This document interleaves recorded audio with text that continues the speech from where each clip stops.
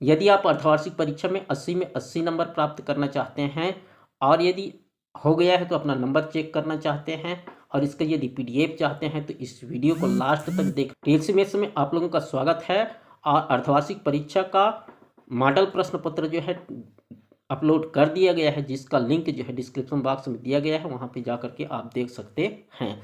चलिए शुरू करते हैं। तो सबसे पहला है ये अर्धवार्षिक परीक्षा सत्र 2022-23 का रियल प्रश्न पत्र है। विषय गणित, पूर्णांक है 80 नंबर और कक्षा 8वीं का है। इसका विषय कोड है 8031। इसमें आप लोगों को समय दिया गया है 3 घंटे। अनुक्रमांक भरना है सब अंकों में और शब्दों में। विद्यार्थी का नाम, शाला का नाम, ये आप लोगों को भरना है। तो पहला प्रश्न है, वस्तुनिष्ठ प्रश्न है, यदि x धन 6 बराबर 10 है तो x का मान होगा, तो x का मान यहाँ पे 4 हो जाएगा। दूसरा 144 का वर्गमूल होगा, 144 का वर्गमूल होगा 12। तीसरा घनाभ में कुल खाली स्थान फलक होते हैं तो 6 फलक होते हैं। 125 का घनमूल होगा, इसका 5 हो जाएगा आंसर। समांतर चतुर्भुज का क्षेत्रफल बराबर आधार गुणित ऊंचाई हो जाएगा। और घन की सभी भुजाएं व फलक बराबर लंबाई की होती है। लघुत्तरी प्रश्न में देखते हैं, हल कीजिए। 5/6 धन 3/8। चलिए इसका आंसर नीचे देखेंगे। आठवां प्रश्न है, घात के रूप में व्यक्त कीजिए। 27/125। इसका आंसर भी नीचे देखते हैं। और 9वां देख लेते हैं, गुणनफल ज्ञात कीजिए। 3x धन 7, दूसरे कोष्टक में 2x धन 2 है। तो चलिए इसका आंसर देख लेते हैं 7, 8 और 9 का। 7वां का आंसर है 5/6 धन 3/8। इसका हम लघुत्तम निकालेंगे, दोनों का लघुत्तम निकालेंगे तो 24 आएगा। और 6 का भाग देंगे, 24 क्या आता है, 6 24 और 4 का गुणा करेंगे 5 से तो 4 5 6 20 हो जाएगा। और 8 या 24, 3 का पहाड़ गुणा करेंगे 3 से तो 3 तिया 9 हो जाएगा, अर्थात 29/24 हो जाएगा। दूसरा विधि ये है कि हम तिरछा गुणा कर देंगे तो पर भी हमारा इतना ही आंसर आएगा। 27/25 को घातांक के रूप में लिखना है तो 27 का हम गुणनफल करते हैं तो 3 गुणित 3 गुणित 3 आता है। और 5 का भी इस तरह से गुणनफल करते हैं तो 5 गुणित 5 गुणित 5 आता है। तो 3 का घात को हम 3 का घात 3 लिख सकते हैं और 5 गुणित 5 गुणित 5 को 5 का घात 3 लिख सकते हैं। दोनों का घात समान है, अर्थात 3/5 का घात 3 हो जाएगा। ये हमारा आंसर होगा। 9वां प्रश्न का आंसर होगा, पहले कोष्टक में है 3x धन 7, दूसरे कोष्टक में 2x धन 2 है। तो इसका हम ऐसे गुणा करेंगे, पहला पद का गुणा हो जाएगा दूसरे पद के साथ और दूसरा पद का हो जाएगा दूसरे कोष्टक के साथ। पहला पद का गुणा कर दिए हम दूसरे कोष्टक के साथ और दूसरा पद का हम दूसरे कोष्टक के साथ कर दिए। इसका गुणा करेंगे तो 3x गुणित 2x हो जाएगा और 3x गुणित 2 होगा धन 7 गुणित 2x हो जाएगा और 7 गुणित 2 होगा। तो इसका आंसर हो गया 6x घात 2 हो जाएगा धन 6x धन 14x धन 14। तो इसका आंसर हो जाएगा 6x घात 2 धन 20x धन 14। ये दोनों जुड़ जाएंगे क्योंकि दोनों धनात्मक। वीडियो लंबा होने वाला है, लास्ट तक जरूर देखिएगा। 10वां प्रश्न है, उस समांतर चतुर्भुज का आधार ज्ञात कीजिए जिसका क्षेत्रफल 390 वर्ग सेंटीमीटर तथा शीर्ष लंब 28 सेंटीमीटर है। 11वां है, चाय के एक डिब्बे की लंबाई 10 सेंटीमीटर, चौड़ाई 7 सेंटीमीटर है और ऊंचाई 4 सेंटीमीटर है, तो डब्बे का आयतन ज्ञात कीजिए। अथवा में दिया है, हल कीजिए। 7m धन 6/4m धन 2 बराबर 2। इसका आंसर देख। 10वां का आंसर होगा, हम जानते हैं कि समांतर चतुर्भुज का आधार बराबर हो जाता है क्षेत्रफल बटे ऊंचाई। तो क्षेत्रफल दिया है 390 और शीर्ष लंब या ऊंचाई दिया गया है 26। तो हम इसका भाग दे देंगे, आधार बराबर 390/26 हो जाएगा। 190/13 को हम भाग देंगे तो हमारा ये आ जाएगा आधार 15 सेंटीमीटर। ये हमारा आंसर होगा। 11वां का ऑप्शन में ले लेते हैं। दूसरा प्रश्न में लेते हैं, 7m धन 6/4m धन 2 बराबर 2। इसको भी हम परिमेय संख्या के रूप में लिख देते हैं तो क्या हो जाएगा 2/1 हो जाएगा इस तरह से। अब इसका गुणा करेंगे, तिर्यक गुणा करेंगे, तिर्यक गुणा करेंगे तो 2 का गुणा 4m धन 2 एक के साथ हो जाएगा और 1 का गुणा 7m धन 6 के साथ हो जाएगा तिर्यक गुणा करने पर। अब इसका गुणा करेंगे तो 2 चौक 8m हो जाएगा धन 2 दूने 4 होगा और 7m धन 6। इसको पक्षांतर करेंगे तो 8m ऋण 7m हो जाएगा। ये यहाँ धनात्मक है, इधर जाएगा तो ऋणात्मक हो जाएगा। धन बराबर 6, ये 4 को हम पक्षांतर करेंगे तो इधर धनात्मक है, इधर आएगा तो ऋणात्मक हो जाएगा। तो 8m में 7m को घटा देंगे तो बचेगा हमारा m, और 6 में 4 घटाएंगे तो बचेगा हमारा 2। ये हमारा आंसर होगा। लघुत्तरी प्रश्न में से 12वां प्रश्न है, अंजलि ने एक दुकान से 500 रुपये मूल्य के ऊन तथा 800 रुपये के गहने खरीदे। यदि ऊन पर बिक्री कर 16% और गहने पर बिक्री कर 8% है तो अंजलि कुल कितने रुपये दुकानदार को अदा करेगी। और 13वां नंबर का क्वेश्चन है, एक समचतुर्भुज का क्षेत्रफल ज्ञात कीजिए जिसका विकर्ण 24 सेंटीमीटर व 10 सेंटीमीटर है।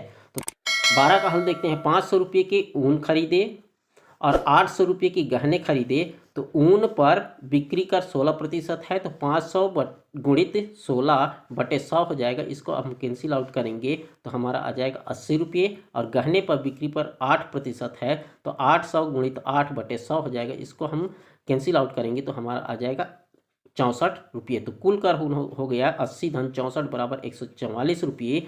तो अंजलि द्वारा दुकान को दिए गए कुल रुपये हो जाएगा 800 और 500, और ये कर मिला करके हमारा आंसर आ जाएगा 1444 रुपये दुकानदार को दिया।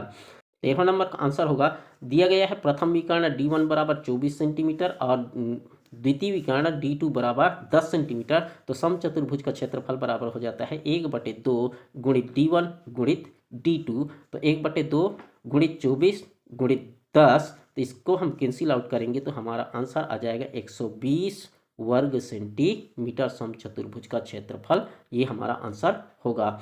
14वां प्रश्न है, माध्यिका ज्ञात कीजिए 8, 4, 14, 12, 6, 10, 9 और 5 का। अथवा में दिया है एक मजदूर को 13 दिनों के काम के लिए 806 रुपये मिलता है। यदि उसे 1798 रुपये मिले तो बताइए कि उन्होंने कितने दिनों तक काम किया। दिनों की संख्या निकालना है।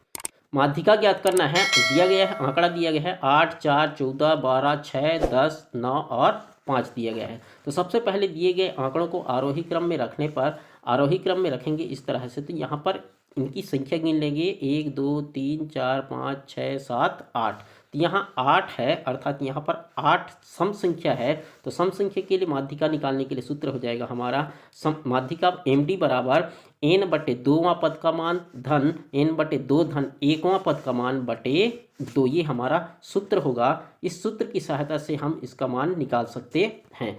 तो यहाँ पर देखिए n बराबर है 8, तो MD बराबर हो जाएगा 8/2वां पद का मान धन 8/2 धन 1वां पद का मान बटे 2, और इसका मान इसको कैंसिल आउट करेंगे तो चौथा पद आ जाएगा, और ये 4 धन 1 अर्थात 5वां पद आएगा बटे 2। चौथा पद का मान और 5वां पद का मान, तो चौथा पद हो गया 8 और 5वां पद है 9। 8 धन 9 बटे 2 अर्थात 17/2, अर्थात हमारा माध्यिका आ जाएगा 8.5 हमारा माध्यिका आएगा। और ऑप्शन में इस तरह से ये जो है बनेगा, ये आप देख लेंगे, ये इस तरह से ये अथवा में बनेगा।